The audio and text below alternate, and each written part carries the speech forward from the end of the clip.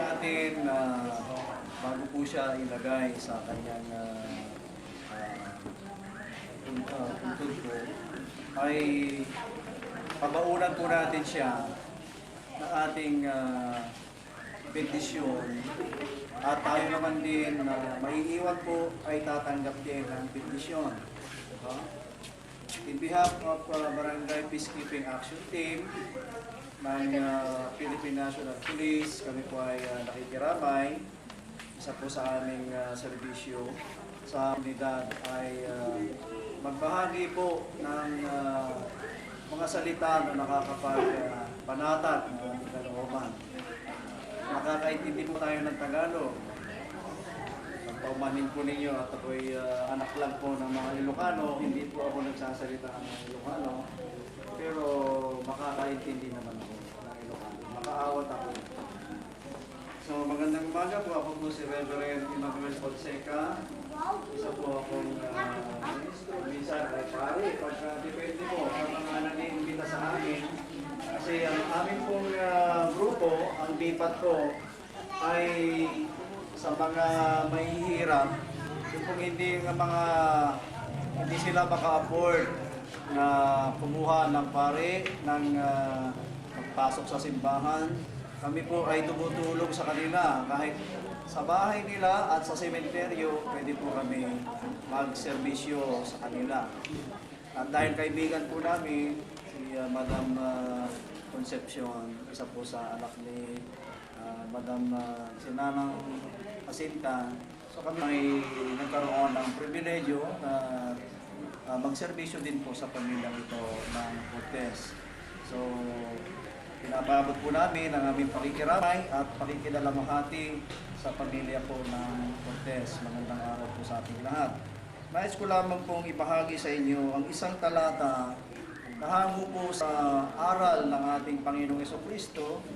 Kung kayo po ay lumilinga-linga kanina sa simbahan, siguro mapapansin niyo yung isang karatula doon sa gilid na ang sabi doon ay proclaim the good news of Jesus Christ. Sino nakabasa po na? Kung ninyo, ito lamang po ang pinaka mensahe na hindi po kumukupas. Alam niyo, ang dami na po mga masasamang balita, maraming news, diba? Pero ito pong balita na ito, hanggang sa ngayon, hindi po siya nawawala ng bisa. Hindi siya kumukupas dahil ang mensahe po tungkol sa ating Panginoong Jesucristo ay pag-ibig ng Diyos sa sangatawan ng hanggan. Masaya po kayo, yung malaman, sino po yung mga senior citizen? Ano po ba yung masaya na sa inyong kalagayan bilang senior citizen? 20% discount pa kayo. Ano po ba yung masaya na? O, paminsan-minsan lang po kayo masaya. Hindi pa kumpleto, hindi pa permanente. Ito po ang ating magandang balita. Sabihin ko po sa inyo, ang nakasulat po dito sa aklat po ni San Juan.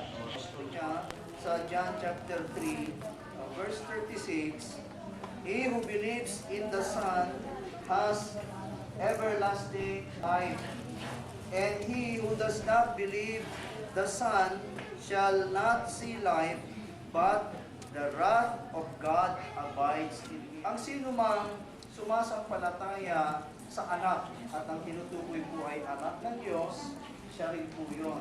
Diba? Sinasukito. Everlasting life, kasi nasabi po dito, hindi po ito 60 years lang. Hindi po ito 100 years lang.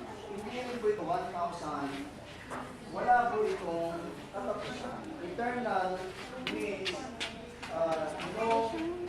no end. Without end. So ito po yung buhay na ipinapangako ng ating Panginoon Diyos na iligtas ang tao. Gusto po niya makasama ng tao, Diyos na may lalang, ang Diyos na lumikha ng langit at ng lupa. Walang ibang paraan para ang tao po ay makabalik po sa Diyos, kundi sa pamamagitan po ng sakripisyo ni Jesus Christ. May religion po noon bago pa isinilang si Jesus, pero hindi po kaya ng Diyos iligtas ang sangkatauhan at dalhin sa ipiling po ng Diyos sa langit. So ang ginawa po ng Diyos, isinubo po niya ang bugtong na anak na ang pangalan po ay, ano po ang pangalan? Jesus. Sa Ebanghelyo, ang pangalan po ni Jesus ay nangangahulugan Savior. Narinig niya ba ninyo yung New Testament at Old Testament? Right. Ang New Testament at Old Testament, ito po ninyo ang pagkakaiba. Sa Old Testament, para mapatawad tayo, ang isang tao, kailangan po mag-aalay sila ng hayop na papatayin. Yung hayop na yan, maaaring yan ay tupa, maaaring yan ay baka, no? Yan ay pinapatulo ang dugo, no? At yung dugo na yon, yung po ay sinasalo sa isang lalagyan, o parang basic po yan, no? At yung dugo na yon ay dadalhin po ng high priest, yung pinakamataas na pari, yung pinakamataas na saserdote. At mula doon, sa lalagyan po ng dugo ng hayop, yung po ay ibibisik ng high priest ng punong saserdote sa mga tao bilang simbolo na sila po ay napapatawad sa kanilang mga kasalanan. Kasi ang kabayaran po ng kasalanan ay kamatayan. Yan po ang nakasulat sa Biblia. Dahil sa lumang tipan, taon-taon lang po nilang ginagawa yun. Taon-taon. Yung pong sa isang templo, nandun po yung Holy of Holies, taon-taon lang papasok doon yung pinakamataas na pare, yung high priest, para mag-alay po ng sakripisyo. Tapos lalabas po siya, nabindisyonan na po yung dugo, iwiwisik po niya sa mga tao na nandoon sa labas ng Holy of Holies. Ito ngayon, mga kaibigan. Pumasok po ang ating Panginoong Kristo, dala po niya ay grasya at katotohanan. Sabi din po na kapag tayo po ay nagsisi ng ating mga kasalanan, alam po ba ninyo, yung dugo niya na tumulo doon sa cross ng Kalbaryo, 2,000 taon nang nakararaan, yung buong dugo na yon ang siyang naglilinis at nagbubugas ng lahat ng ating mga kasalanan. Ang ibig sabihin, sa New Testament, ang kailangan na lang po natin ay tunay na pagsisisi sa ating mga kasalanan at pagkilala sa bugtong na anak ng Diyos na si Yesu Kristo, magkakaroon po tayo ng ganap na kapatawaran sa ating mga kasalanan. Bigyan mo ngayon ng halimbawa. Kilala niyo si Mary Magdalene. Ang mission po ng religion, ibalik ang tao sa Diyos. Hindi po nalulugod ang Diyos kapag ang religion po ay nagpapalayo sa mga tao sa Diyos. Hindi po yun ang Diyos. Gusto niya na tayo, ano man ang ating pinagisnan, ano man ang ating lahi, lahat po tayo ay magbalik na po sa Kanya sa pagitan ni Yesu Cristo. Hindi po tayo na ating pagkakitan. At upang maranasan po natin yung pagbabagong buhay, katulad ng masamang babae, maraming babae, isa lang po ang gagawin naman. Bibigyan po tayo sa dali at susundan po natin yung pangalamin ito, sabihin po natin sa harap ng ating Panginoon Diyos.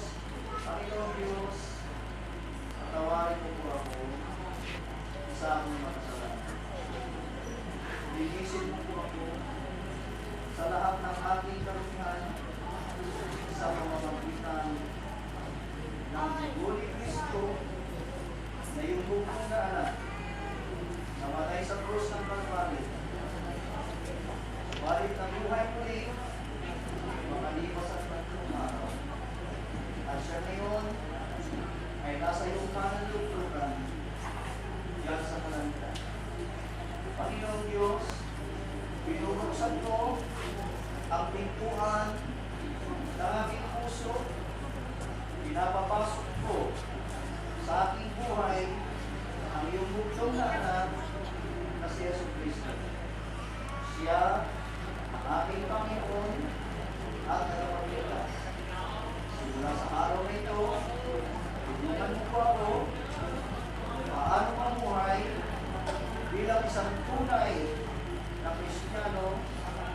bilang isang tunay na anak mo.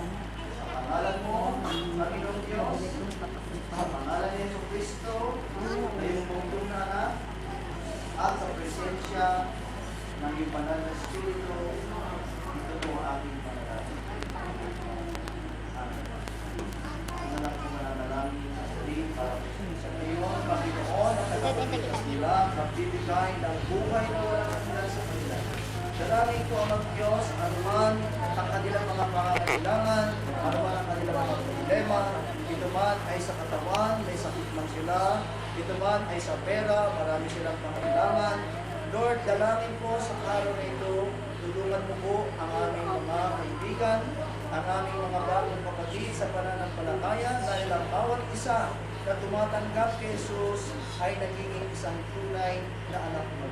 Maraming salamat po amang Diyos at sa kanilang kalagayan bilang mga bagong mananampalataya, tulungan mo po sila ng iyong salita, ilagay mo sa kanilang puso ang kauhawan at ang kagutuman na malaman ng iyong kalooban. Magbasa sila, Panginoon, ng iyong banal na kasulatan at Biblia. Maraming salamat po, Panginoon, at dinatas din natin sa iyo ang pamilya po na naiwan, iyan ng Asinta. Dalangin namin, Lord, anuman ang kanilang kalungkutan, anuman ang kanilang kapikatusilaman, Lord, ay meron hindi pagkakaunawaan sa pagitan nila mga kapatid, mga kamag-anak. Dalangin din namin, Lord, na ayusin mo ang hindi nila pagkakaunawaan, maghari ang kapayapaan sa kanilang tahanan. Salamat din, Panginoon, sa lahat ng tao na nakiramay, kaibigan man, kapitbahay, kabarangay, pinsinan mo rin sila, Panginoon, sa kanilang ginawa, na makikiramay, makikidalamhati. Ikaw nawa, Panginoon, ang maging hari ng kanilang buhay, pagpalain mo sila sa lahat ng bagay. Sa pangalan ko ni Yesu Cristo, ito po ang aming salungalangin. Maaari po natin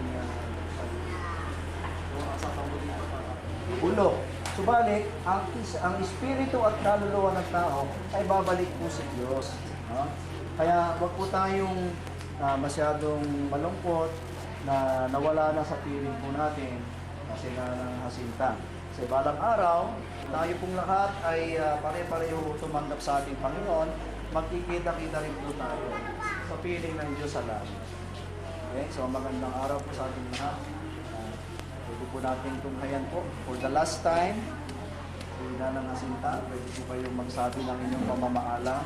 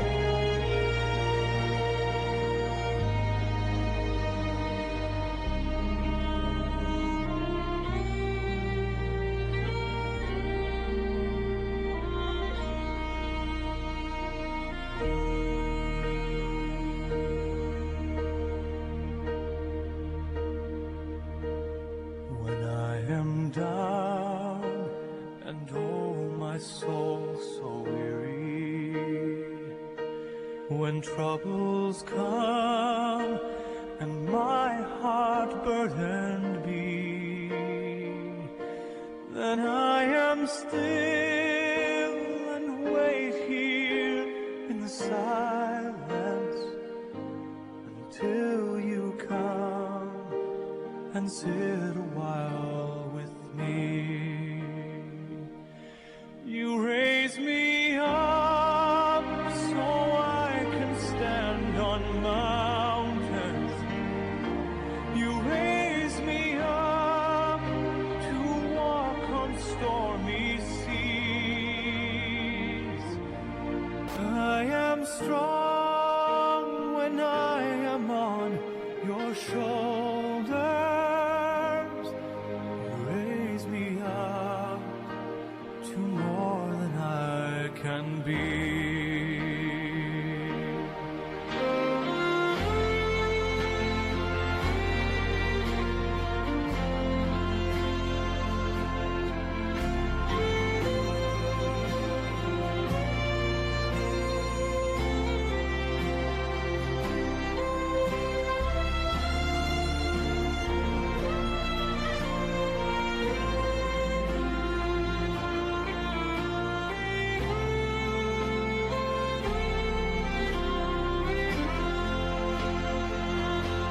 You raise me up so I can stand on mountains. You raise me up to walk on stormy seas. I am strong when I am on your shoulders. You raise me up to more than I can be.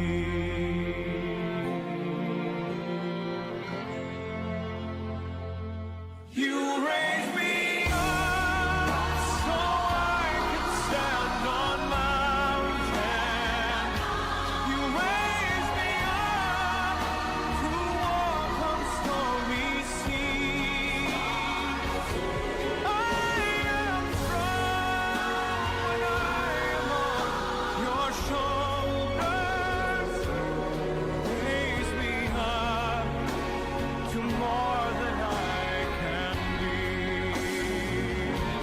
You raise me up so I can stand on mountains. You raise me up to walk on stormy seas. I am strong when I am on your shoulders.